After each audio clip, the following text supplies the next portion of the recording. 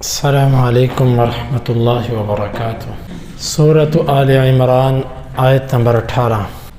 اعوذ باللہ السمیع العلیم من الشیطان الرجیم من ہمزہ ونفخہ ونفثہ۔ اللہ تعالیٰ کسی چیز پر گواہی کا لفظ نہ بھی بولے، وہ ویسے کوئی بات کہہ دے تو فمن اصدق من اللہ حدیثا، اللہ سے سچی بات کس کی ہو سکتی ہے؟ لیکن اللہ تعالیٰ نے توحید کی اہمیت کے پیش نظر لوگوں کے دلوں میں توحید کی اہمیت کو بٹھانے کے لیے کہا کہ اللہ گواہی دیتا ہے، اور جس چیز پہ اللہ تعالیٰ گواہی دے وہ کتنی بڑی حقیقت ہو سکتی ہے، وہ کتنا بڑا سچ ہو سکتا ہے کہ جس کی گواہی کے لیے اللہ تعالیٰ نے خود کی ذات کو پیش کر دیا کہ میں گواہی دیتا ہوں۔ وہ چیز کیا ہے؟ لا الہ الا ہو، اللہ کے سوا کوئی معبود نہیں ہے۔ آپ اندازہ کیجئے کہ پورے قرآن مجید میں اللہ تعالیٰ نے نبی کریم صلی اللہ علیہ وسلم کی رسالت یا توحید کے موقع پر یہ انداز اختیار کیا ہے کہ اللہ گواہی دیتا ہے کہ اس کے سوا کوئی عبادت کے لائق نہیں ہے، اور جو بندہ اتنے اہم مسئلے میں اللہ تعالیٰ کی شرک کرتا ہے اس کے باوجود وہ کسی اور کو عبادت کے لائق سمجھتا ہے، گویا اس کے نزدیک اللہ کی گواہی کی کوئی اہمیت نہیں ہے، اور جو اللہ تعالیٰ کی گواہی کو رد کرے گا اس بندے کا انجام پھر رب العالمین کے ہاں کیا ہے۔ اسی لیے اللہ تعالیٰ نے شرک کی معافی نہیں رکھی، اس کے سوا کسی بھی جرم کی معافی اللہ تعالیٰ چاہے تو وہ کر سکتا ہے، وہ نہ چاہے تو نہیں۔ شرک ایسا جرم ہے جس کی معافی نہیں، تو اللہ تعالیٰ نے گواہی دی ہے کہ اس کے سوا عبادت کے لائق کوئی نہیں، اور عبادت کی ساری قسمیں اس میں داخل ہے۔ وہ عبادت بدن سے تعلق رکھتی ہو، وہ عبادت آپ کے مال کے صدقات، نظر و نیاز اور خیرات، یا وہ آپ کی زبان سے جو تعظیمی کلمات نکلتے ہیں، مثال کے طور پہ اللہ وارث، اس کے سوا اگر آپ کسی اور کو شریک کرتے ہیں، یا آپ کہتے ہیں کہ ایسے کلمات یا ایسے معانی جو اللہ تعالیٰ کی ذات کے لیے ہیں، جس طرح کہ مشکل کشا، حاجت روا، اور اسی طرح داتا اور غریب نواز اور غوث، اس طرح کے کلمات جو اللہ کی ذات کے ساتھ مختص ہیں، اگر آپ ان کلمات کا استعمال کسی اور ذات کے لیے کرتے ہیں، آپ شعوری طور پر یا لا شعوری طور پر اللہ کے ساتھ کسی اور کو معبود بنا رہے ہیں۔ آپ اس حدیث پر غور کیجئے کہ جس میں ایک صحابی نے صرف اتنا کہا تھا، ما شاء اللہ و شاء الرسول، جو اللہ چاہے اور اس کا رسول چاہے۔ آپ صلی اللہ علیہ وسلم نے اس کے اس بات کو قبول نہیں کیا، آپ نے فرمایا ایسے مت کہو، اجعلتنی للہ ندا، تو نے مجھے اللہ کا ند بنا دیا۔ ند کا معنی شریک، تو نے مجھے اور اللہ کو برابر پہ لا کے کھڑا کر دیا، جو اللہ چاہے اور اس کا رسول چاہے۔ ایسے کیا ہے؟ ما شاء اللہ ثم ما شاء الرسول، جو اللہ چاہے پھر اس کے بعد اس کا رسول جو چاہے، تو اس طرح کہہ لے، لیکن تو نے ایک برابر کیوں کیا؟ اور یہ تو اللہ کے رسول صلی اللہ علیہ وسلم کی ذات مبارک ہے نا۔ اسی طرح کسی کا شکریہ ادا کرنا ہو تو یوں کہنا چاہیے، اللہ رب العالمین کے فضل اور اس کے احسان کے بعد میں آپ کا شکریہ ادا کرتا ہوں کہ آپ کا میرے اوپر احسان ہے۔ لیکن کئی لوگ کسی کی چاپلوسی میں، کسی کی تعریف اور مدح سرائی کے اندر ایسا انداز اختیار کرتے ہیں کہ وہ سراسر شرک کی طرف نکل جاتا ہے۔ تو اللہ تعالیٰ نے گواہی دی ہے کہ اس کے سوا عبادت کے لائق ہے ہی کوئی نہیں۔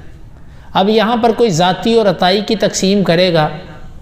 بعض لوگ کہتے ہیں جی عطائی اللہ نے بزرگوں کو دے رکھا ہے، بزرگوں کو نواز رکھا ہے۔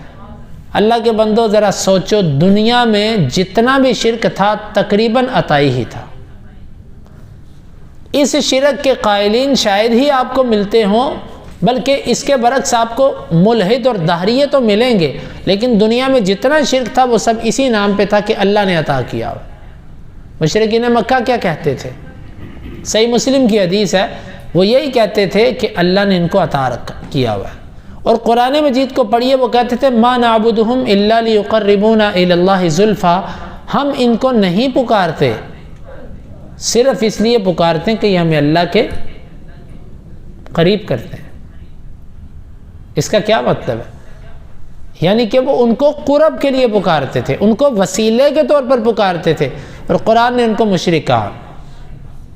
آخر کیا وجہ ہے کہ وہ تو مشرک ٹھہرے، اور آج اگر اللہ کے سوا کسی اور سے کوئی مانگے اور اس کو وہ وسیلے کا نام دے دے، کسی اور بزرگ سے وہ اپنی منتیں پوری کرے اور یہ ساتھ کہہ دے کہ جی اللہ نے ان کو نواز رکھا، بھئی پہلی تو بات ہے تمہیں کس نے کہا ان کو اللہ نے نواز رکھا؟ تمہارے پاس کون سا پیمانہ اور کسوٹی اور معیار ہے جس پر تم نے پرکھ لیا کہ اللہ نے اس کو نواز دیا؟ دیکھیں وحی تو بند ہو گئی نا، وحی تو بند ہو گئی، اب تمہیں کس نے بتایا کہ اللہ نے اس کو نوازا ہوا ہے؟ صحیح بخاری کی وہ حدیث کچھ مہینے پہلے گزری ہے، جب ایک خاتون نے ایک مہاجر صحابی کے بارے میں یہ کہہ دیا تھا کہ تجھے جنت مبارک۔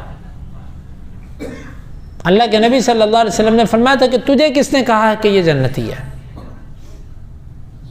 حالانکہ وہ صحابی تھا، دین کے لیے قربانی دینے والا، لیکن آپ صلی اللہ علیہ وسلم نے اس کو کہا تجھے یہ بات کس نے کہی؟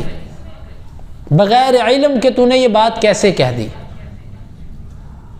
یہ کیا مقصد تھا آپ کا کہ جو تم اپنے گمان کے مطابق کسی کو جنتی کہہ رہے ہو، آخر کیا تمہارے گمان سے کوئی جنتی بن جائے گا؟ یا جس کو تم اپنے گمان سے جہنمی کہتے ہو، کیا وہ تمہارے گمان سے جہنمی بن جائے گا؟ بات صرف اتنی ہے میرے بھائیوں، سمجھنے کی بات ہے، توجہ دیجیے اس بات پہ کہ جن کو ہم اولیاء کہتے ہیں اور ہم کہتے ہیں اللہ نے ان کو نواز رکھا ہے، یہ اللہ کے بڑے مقرب بندے تھے، ہمیں کس نے کہی ہے یہ بات؟ کیا کوئی وحی آئی تھی؟ صرف سنی سنائی باتیں، فلاں نے کہا جی وہ بڑی پونچی سرکار ہے، وہ بڑی پونچی سرکار ہے، بھئی کس نے کہا؟ آخر اس کی سند تو ڈھونڈے، یہ جاتی کہاں تک ہے؟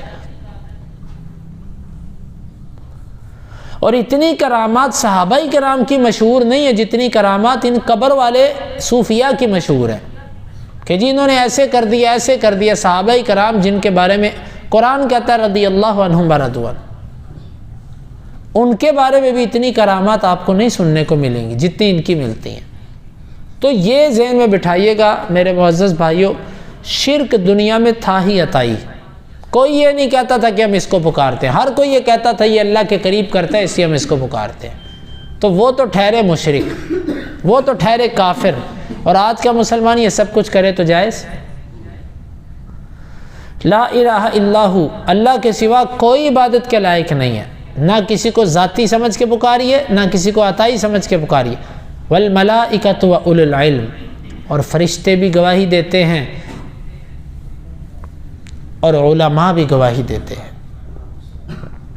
یہ آیت مبارکہ علماء اور علم کے شرف کی دلیل ہے کہ یہ اعزاز اللہ تعالیٰ نے صرف علماء کو بخشا کہ اپنے ساتھ گواہی کے طور پہ ان کو بھی کھڑا کیا۔ اللہ بھی گواہ ہے، فرشتے بھی گواہ ہیں اور علماء بھی گواہ ہیں۔ اس سے معلوم ہوتا ہے کہ علم اور عالم ہونا بہت بڑا شرف ہے اگر اس کے تقاضے پورے کیے جائیں۔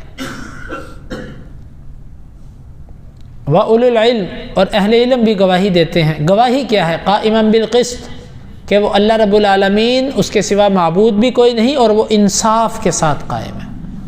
اس نے جو حکم دیا، جو اس نے کہا، اس میں کچھ ظلم نہیں ہے، کچھ زیادتی نہیں، سب کا سب انصاف ہے۔ پھر تاکید کے طور پر کہا لا الہ الا ہو، اس کے سوا کوئی عبادت کے لائق نہیں ہے۔ هو العزیز الحکیم، وہ غالب ہے اور حکمت والا ہے۔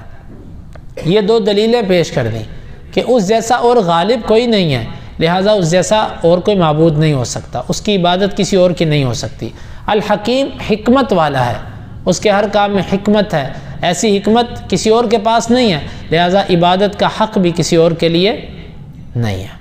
اللہ رب العالمین سے دعا ہے اللہ تعالیٰ اس آیت مبارکہ کو سمجھنے کی اور اس کے مطابق اپنے عقائد بنانے کی توفیق عطا فرمائے۔